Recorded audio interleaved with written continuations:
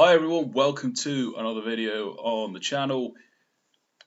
We're in a break from watching Porto play. There's going to be no games until the 14th of January, so that gives me an opportunity to create and write more content for the channel.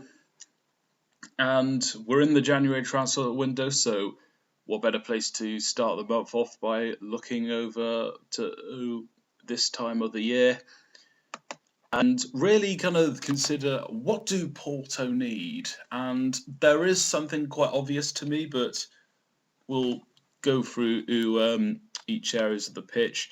Starting in goal, there's not really much to say on that. Costa's going to start, and Ramos will be either second choice. And then defenders, I think Porto are pretty much sorted there as well. Because the right back position, Alberto Costa, at his best, is an excellent right back. We're covered in the depth area as Martin Fernandez. Rosario can even play there. And those three names I just mentioned have also played at left back this season as well. On the left back side of things, we are currently one left back short, given that Zaidu Sanusi is with Nigeria at the AFCON, but I think eventually he's going to come back. It may even be this coming maybe weekend, but given that I believe it's on Saturday, that it's probably Saturday when Nigeria next play, but I do expect Algeria to beat them anyway. So I don't think there's a reason to invest in another left back unless we really didn't think that Francisco Mora was good enough. And as I mentioned, Rosario can play there. The right backs have played there. Jakub Kiwior can also play there, so I think we're all fine there. And we've got options at centre back as well. Bednarek and Kiwior have been doing well. Thiago Silva has been brought in as cover. Even Nohan Perez is, I don't know how long he'll be out for, but he's an option. And you got Perpich as well. So I think defensively we're probably okay. Midfield-wise, on the defensive section, pretty much fine with Varela, Rosario, Starquio, Froholt's usually one of the first names in the team sheet. Now, Gabriel Veiga is a good player. Now, if Rodri Mora can stay, then I don't think we're going to need to make any changes to that midfield.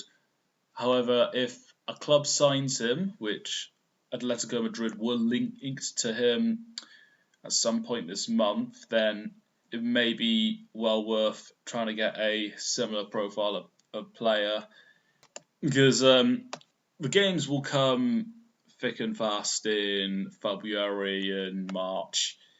But I think for the most part we're fine on that. And then the attackers.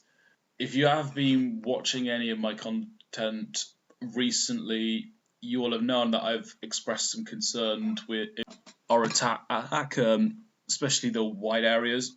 Samu himself is doing fine. He'll be the main striker. The wingers, I think, I'm having concern on. Pepe and William Gomez, I very much like them both, but they're not getting in as much goal contributions as they used to. But even if you got another winger in, that's not to say that either of them can be shut out, as they can be moved to the left. Pepe himself has played at attacking midfield, albeit Porto usually don't play with an attacking midfielder. It's normally one comes from the midfield three. Like Boya Sainz is usually the out-and-out left winger. There's not as much competition on his side. I don't think he's the best of our wingers, but we don't have another competitor like him. So I'd be looking at someone who can play on both sides, that can provide more goal contributions. And even if they're not a first choice player, then someone that can either be a good impact sub or can service whenever you have to rotate.